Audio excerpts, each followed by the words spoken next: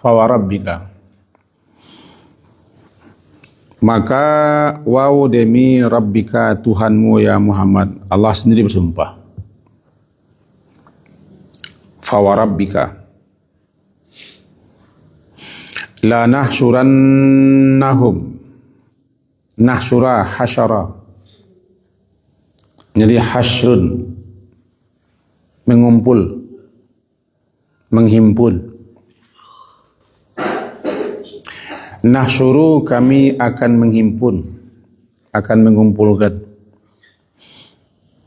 Ditambah di depannya lam, kemudian ada nun bertasdid di belakangnya. Ini menguatkan, menekankan atau menyangatkan pasti. Ditambah oleh sumpah, maka demi Tuhanmu ya Muhammad, wahai Rasul, pasti, sebenar pasti kami akan mengumpulkan, akan menghimpun mereka. Mereka sini terarah kepada pelaku-pelaku kekufuran dan kesyirikan. Bukan syirik kecil lagi ni. Kan bunyinya la nahsyurannahum. Hum itu mereka. Kemana arah mereka? Mereka yang disebut dengan kufur atau zalim, melakukan kesyirikan dan sesat daripada petunjuk jalan yang benar, namanya hum. Apa maksud nasyurana? Ya, mereka dibangkitkan, dikeluarkan daripada kubur mereka masing-masing, kemudian baru mereka dikumpul beserta setan-setan mereka. Di sini syayatin. Biasanya dalam Al-Quran disebutkan kalau satu saja syaitan itu lebih terarah kepada iblis. Tapi kalau sudah jamak, ini bukan hanya iblis, bisa masuk jin, bisa masuk manusia. Syayatin, setan-setan dari golongan jin, setan-setan daripada golongan manusia. Adakah manusia yang setan? Adalah. Mudah-mudahan tidak kita. Dalam Al-Quran disebutkan bahawa para nabi-nabi dan pengikut nabi itu, mereka itu musuh mereka adalah para setan-setan. Ada dari golongan jin, ada dari golongan manusia. Kadzalika ja'alna likulli nabiyyin aduwan syayatinal insi wal jin. Seperti demikian itulah kami jadikan bagi setiap nabi ada musuh. Musuhnya setan-setan. Al-insi, setan-setan manusia, dan setan-setan jin. Al-An'am surat ke-6 ayat 112. Itu intinya begitu. Dalam surah Al-Baqarah yang hafal kita, wa idza khalau ila syayatinihim, kan syayatin. Apabila mereka bersua, berkumpul lagi dengan para syaitan-syaitan mereka. Siapa syaitan-syaitan? Pemimpin-pemimpin, tokoh-tokoh, teman-teman yang sama-sama syirik, sama-sama kufur, sama-sama munafik. Nah, disebut situ manusia syaitan. Idza khalau, khala apabila kembali mereka berkhalwat, bertemu sesama mereka, kelompok mereka. Idza khalau ila, kepada syayatin, itu manusia-manusia, para tokoh, pemimpin, kelompok mereka yang disebut dengan syaitan. Nah, siapa itu syaitan? Orang munafik. Kerana ayat itu kan berkaitan dengan munafik. Berlaku semenjak wa minan nasi may yaqulu amanna billahi wa bil yaumil akhir wa ma hum bimu'minin yukhadi'un Allah, sampai ke bawah. Itu sampai kepada syaitan-syaitan mereka. Dan ditambah nanti dengan riwayat-riwayat lain yang menyatakan bahawa ada jin-jin yang syaitan, sebagaimana ada pula manusia-manusia yang syaitan. yakni makhluk-makhluk yang jauh daripada kebenaran, menolak kebenaran, menghalangi kebenaran, menyingkirkan, menjauhkan, mengajak orang agar jauh daripada kebenaran. Namanya syaitan, sesuai dengan namanya. Apa namanya? Syatana, itu artinya jauh. Nah, dari kata-kata syatana nanti menjadi syaitan. Dua itu. Sekarang kembali kita kepada ayat Maryam. Mereka akan dikumpulkan dengan syaitan-syaitan, beserta syaitan-syaitan mereka. Bisa jin, bisa manusia. Kalau di sini arahnya betulnya jin. Summa, kemudian la nuhdirannahum, pasti kami akan hadirkan.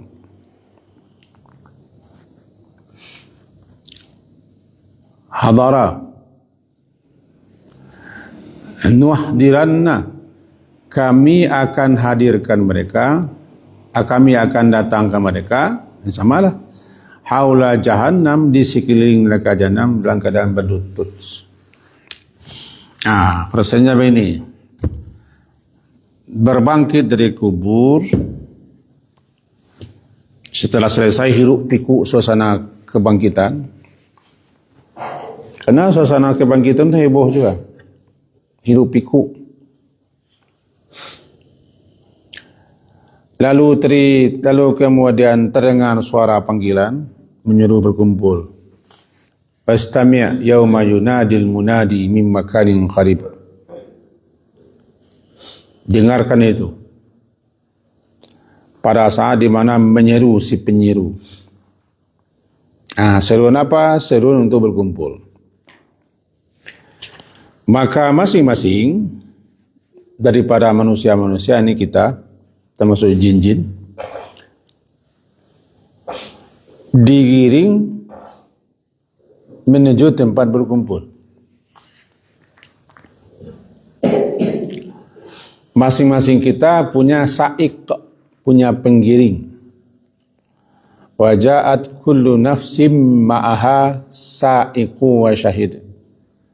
Surah Qaf.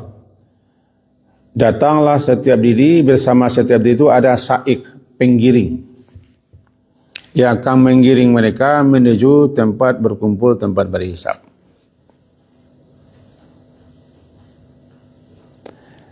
Disebutlah nanti tempat berkumpul itu dengan mahsyar. Dzalika hasyrun alaina yasir. Untuk mengumpulkan mereka itu semua bagi Allah gampang, mudah, tidak sulit.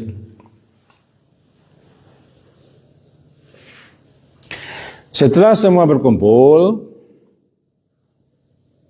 lama sekali merasakan penderitaan, kesengsaraan, karena matahari saking dekatnya matahari, sehingga digambarkan dalam hadis-hadis seperti hadis riwayat Imam Bukhari, manusia berpeluh, kita bertelanjang, tidak berkhitan, tidak beralas kaki. Ada malahan yang mereka dibenamkan oleh peluh mereka sendiri, dan peluh itu pun masuk menyelusup ke bumi mahsyar itu 70 hasta ke dalam. Karena dahsyat suasana itu. Klimaksnya, puncaknya adalah Nabi memohon kepada Allah setelah beliau bersujud lama sekali, agar diakhiri penderitaan kesengsaraan mahsyar, dimulai hisab, Allah kabulkan. Ini yang disebut dengan maqamam mahmuda. Ati Muhammadanil wasilata wal fadilah. Apa lagi? Wa ba'athu maqamam mahmuda. posisi kedudukan tempat yang istimewa, yang terpuji, yang tidak diraih oleh para rasul dan para nabi sebelum beliau. Disebut dengan asy-syafa'atul uzma, syafaat yang agung. Yakni atas permohonan beliau, atas permintaan beliau kepada Allah, maka semua yang ada di mahsyar terbantu, tertolong dengan doa beliau. Itulah doa mustajab beliau yang beliau simpan, yang akan beliau mohonkan nanti di akhirat. Nabi Adam, Nabi Nuh, Nabi Ibrahim, Nabi Musa, Nabi Isa sama-sama menggeleng. Sama-sama para rasul itu mengajukan alasan Tuhan kita belum pernah marah, belum pernah murka. Sehebat marah dan murkanya hari ini, kami tidak sanggup. Kira-kira itu inti alasan para rasul untuk memohon kepada Allah agar diakhiri kesengsaraan penderitaan di mahsyar. Nabi Muhammad yang tampil ketika orang-orang datang kepada beliau menghadap Allah, sujud dengan lama sekali sujud. Dalam sujudnya beliau memuji-muji Allah dengan kalimat puji-pujian yang belum pernah pula diucapkan. Nah, sampailah akhirnya Allah mengatakan, irfa' ra'saka, angkat kepalamu Muhammad, sal tu'ta, mintalah, apapun permintaanmu akan diberi.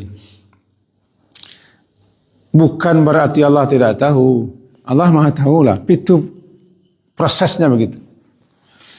Gunanya syafaat kan untuk mendapatkan kemuliaan, keutamaan seseorang. Disitulah memang betul dinampakkan siapa Nabi Muhammad di kalangan semua makhluk.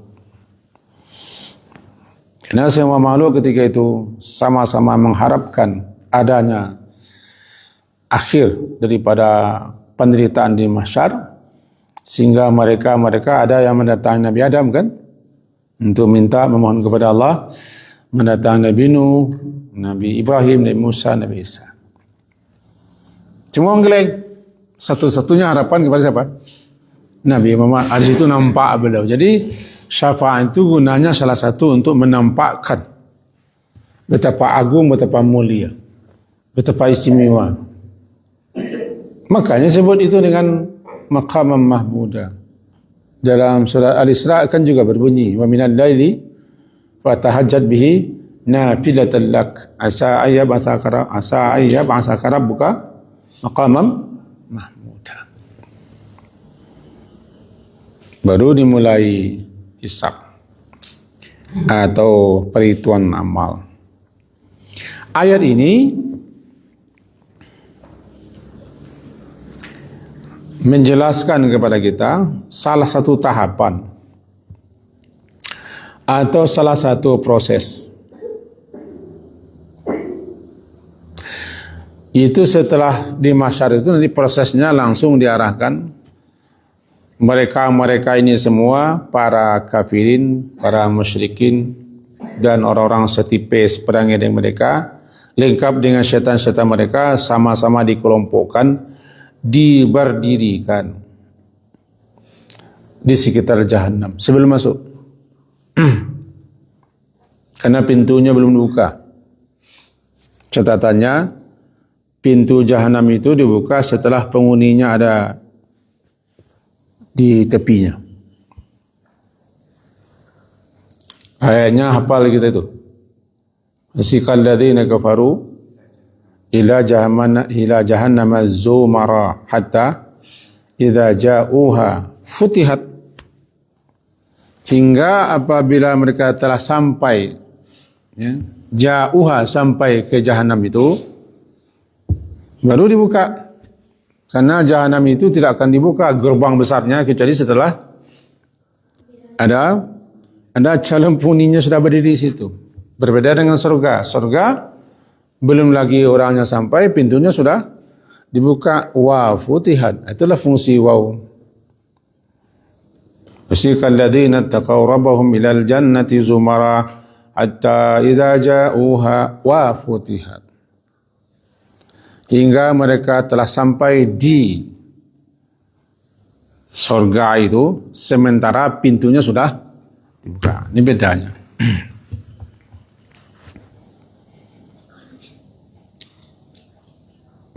Mereka diberdirikan dulu di sekitar sekitar sekeliling Jahannam, dalam keadaannya jizya, sebagai orang tertuduh lah namanya, tahanan. Apakah ketika itu pakai baju oranye kah atau bahasa tidak tahu. Kalau pakai baju oranye kan di Indonesia, nak. Di Indonesia orang masih sempat babai walaupun sudah terhukum dia. Babai dia, ketawa-ketawa. Tapi nanti di sekitar Jahannam tidak ada cerita ketawa-ketawa. Karena begini, sedikit. Semenjak dari mahsyar, mereka setelah diputuskan, mereka sudah mulai dirantai dan dibelenggu. Per kelompok, per syiah, per golongan. Ayat yang ke-69 kan syiah. Syiah itu kelompok, golongan. Bukan syiah dalam mazhab. Setiap kelompok, setiap golongan sesuai dengan kelompok masing-masing, lalu mereka dirantai. Di situ ada setannya masing-masing, ada tokoh-tokohnya. Silakan mau mengelompok ke mana semenjak sekarang. Lalu mereka ditarik, dihela dalam keadaan dirantai. Panca indera mereka tidak berfungsi. Kemudian dihadirkan di sekitar Jahannam dalam keadaan tersungkur di atas dua lutut. Bagaimanalah keadaannya ini tak tahu kita. Berdoa kita sungguh-sungguh kepada Allah agar kita jangan sampai orang yang dimasukkan ke dalam orang yang akan dihadirkan haula Jahannam, di sekeliling Jahannam dalam keadaan berlutut, nanti dihalau, dibuang, dilempar atau ditendang. Kan macam-macam cara masuk neraka itu. Ada ulku namanya, dibuang, dijempakkan dan lain sebagainya macam lah. Jizya. Mudah-mudahan tertangkap bahasanya.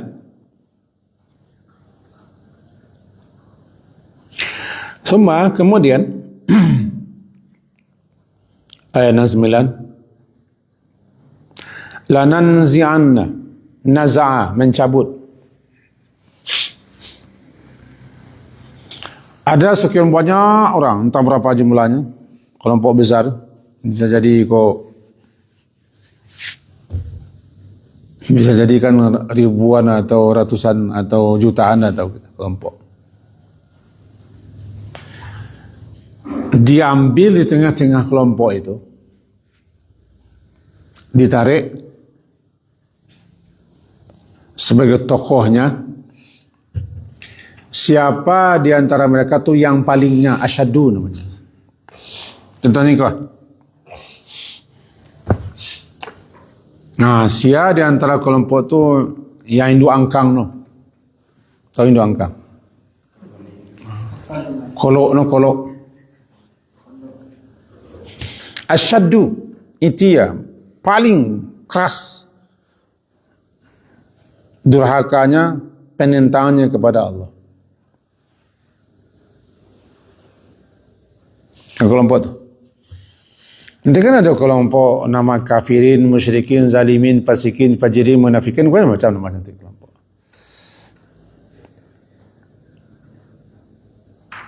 Apalah nanti suasananya. Tentu malaikat mondar mandir barangkali itu. Perisau enak. Terus di mancok no kau mata kau no kau je. Kok masuk orang Indonesia aku cik menurut aku juga. Adalah kemungkinan pelanggar-pelanggarnya ketika itu entahlah nak tahu enak.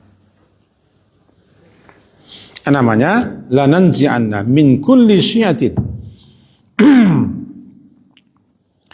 daripada setiap kelompok itu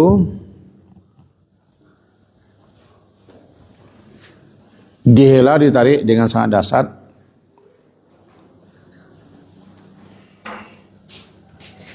Itulah yang tunjuk sebagai tokoh pemimpin. Fir'aun pemimpin kaumnya dalam ayat lain. Fir'aun sebagai pemimpin kaumnya. Kalau perbangsa, persuku atau perkelompok lain, itu yang palingnya. Disebutkan di sini asyaddu 'ala ar-rahmani itiyya. Asyaddu yang paling sangat keras atas Allah yang Rahman, apanya? Itiyya, iti'atin. Diterjemahkan sini durhaka. Tapi ini adalah maknanya dalam paling keras penentangnya kepada Allah yang Rahman. Paling bangkang. Kuala basu'ana. Paling mada, paling kali tengkurak, paling ala namanya. Itu punya asyaddu.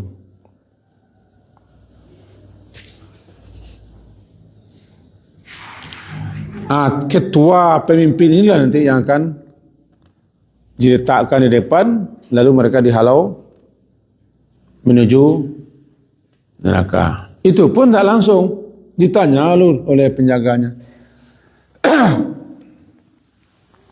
Tidak satu pun masuk neraka sebelum ditanya terlebih dulu oleh khazanah jahannam. Pertanyaannya antara lain, alam ya'tikum. Dalam surat Zumar juga, dalam surat Al-Muluk juga. Kullama ulqiya fiha faujun sa'alahum khazanatuha. Surat Al-Muluk tabaraka. Bertanyalah kepada mereka khazanah, sipir penjara, sipir neraka, atau security yang disebut dengan zabaniyah. Falyad'u nadiyah sadaduz zabaniyah. Zabaniyah namanya zabaniyah, zabnu yang menunguan, menunduk, menyerang. Maka bernamalah malaikat zabaniyah karena siapapun pasti didorong kuat. Malaikat itu bertanya ni,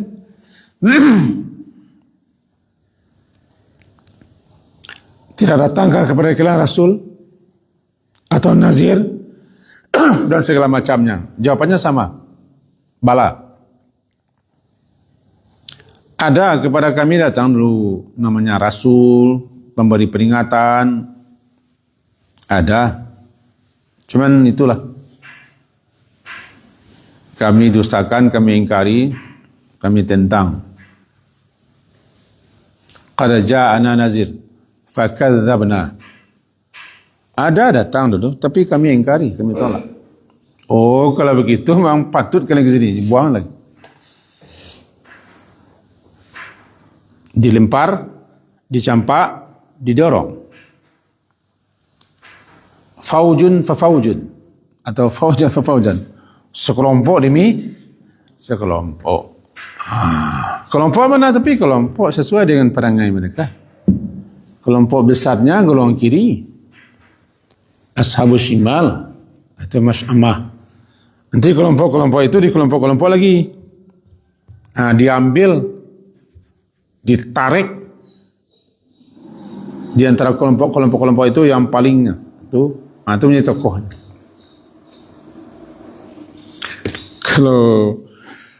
Kalau bahasa dunia awak nu angku itu angka no betul. Kami guru-guru sekolah tu, iko nanuntun ada. Pak guru, mengko nak murid dah. Dulu, kini tak boleh lah. Kini murid si tunjuk tak boleh lah. Alun ta singguang ala kanai. Tak boleh kecak-kecak murid. Tolong dilema guru kini. Ditunjuk oleh malaikat ini. Mana dia? Wah. Ini asyhadu alla rahmatiyah. Thumma, kemudian la nahnu, benar-benar kami, la nahnu. Kami, kata Allah, a'lam, lebih tahu. Alam. Billadina, orang-orang yang mereka itu ahakku, yang paling pantas, yang paling patut di antara mereka-mereka semua, ahakku.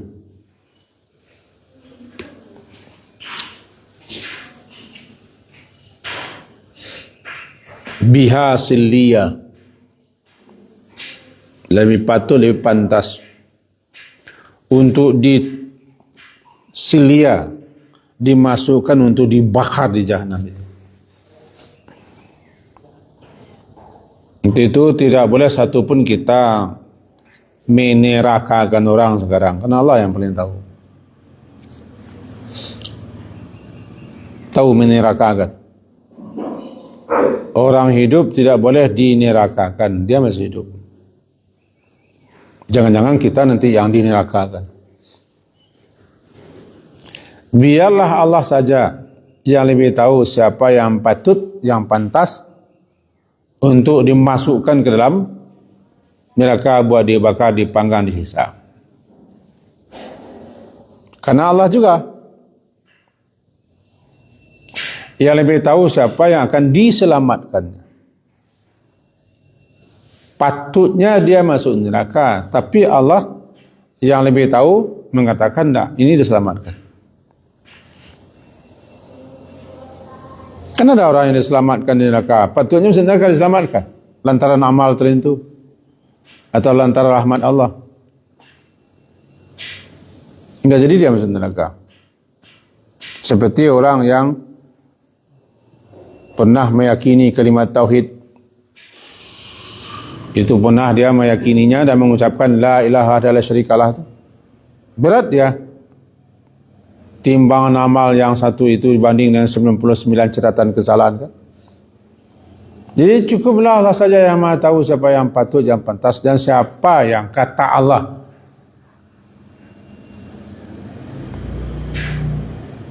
masuk neraka. Gunanya pengadilan, gunanya hisab gitu. Jangan ada hisab di dunia ini. Tidak ada keputusan di dunia ini. Kita tidak boleh menunjuk orang yang boleh secara umum. Apa secara umum? Kafirin. Kalau mati dalam keadaan kafir masuk neraka. Orang musyrik mati dalam keadaan musyrik masuk neraka. Orang murtad kalau mati dalam keadaan murtad masuk neraka. Itu aja. Tidak boleh menyebut, menunjuk nama orang kecuali kita Nabi. Karena Nabi Muhammad ada diberitahu oleh Allah orang-orang tertentu yang masuk neraka. Fir'aun contohnya, Abu Lahab contohnya. Itu kan disebut namanya tu. Atau Harun atau Haman juga disebut nama di neraka. Kita tidak boleh menunjuk, menuding, menyebut nama orang tertentu, kelompok tertentu masuk neraka. Neraka tidak punya kita.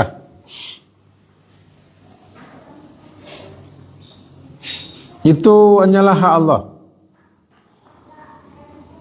Bahkan selamat dari neraka pun tidak tahu kita.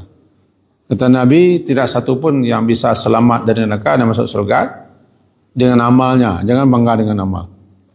Apakah engkau juga begitu Rasulullah? Ya, sama. Malaikat rahmat Allah yang menyelamatkan di neraka, yang memasukkan orang ke surga, rahmat Allah. Rahmat Allah itu tertuju kepada hamba-hambanya yang beriman, hamba-hambanya yang beramal saleh, hamba-hambanya yang bertakwa, hamba-hamba yang taat dan seterusnya. Jadi kalau ingin dirahmati Allah, masuklah kelompok hamba-hamba Allah yang beriman, beramal saleh, takwa. Basyiril ladzina amanu wa amilus shalihat anna lahum jannatin tajri min tahtihal anhar. Itu sudah ada. Nih, mau diselamatkan dari neraka, masuk kelompok beriman, beramal saleh dan bertakwa. Inti kaji kita sepagi ini, pertama, setelah mati pasti nanti akan dihidupkan oleh yang telah menghidupkan kita dari tidak ada menjadi ada. Yang kedua, ada suatu tahapan yang harus kita yakini akan kita lewati, kebangkitan dari kubur.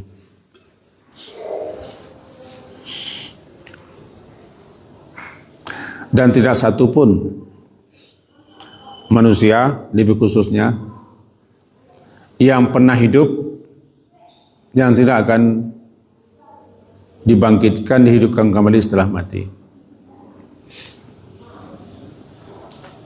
Keempat,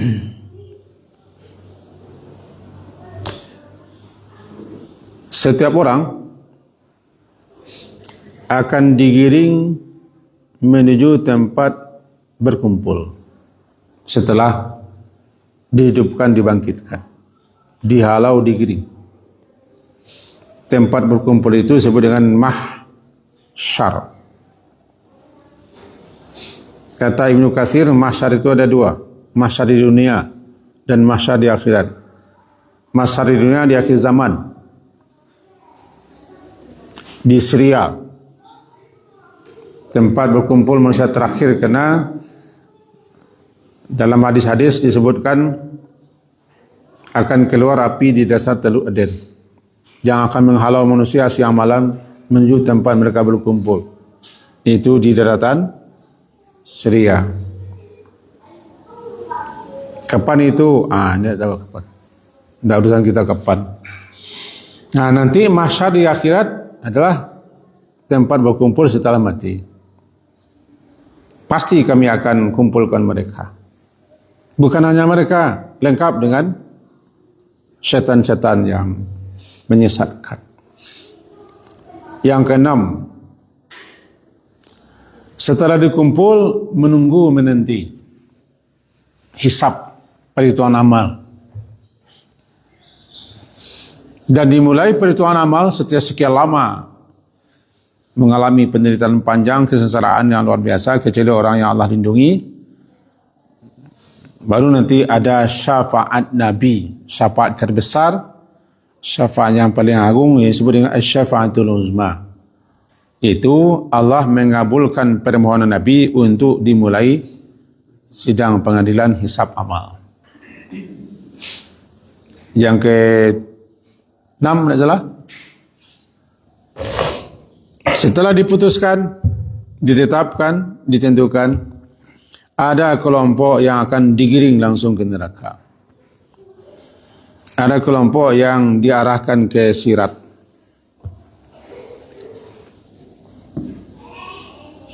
Yang langsung digiring ke neraka, pergolongan, per kelompok, mereka dibelenggu, dirantai, dan akan ditarik. Summa fi silsilatin sab'una zira'an faslukuh. Setiba di Jahannam, mereka ditahan di situ dalam keadaan tersungkur. Kemudian dibuka gerbangnya, ditanya oleh penjaganya. Pertanyaannya sama,